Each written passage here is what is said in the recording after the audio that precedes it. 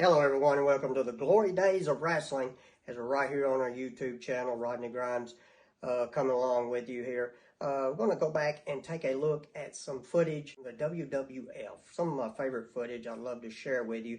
It involves Moondogs, Rex and Spot taking on the Killer Bees, Brian Blair and Jim Bronzale.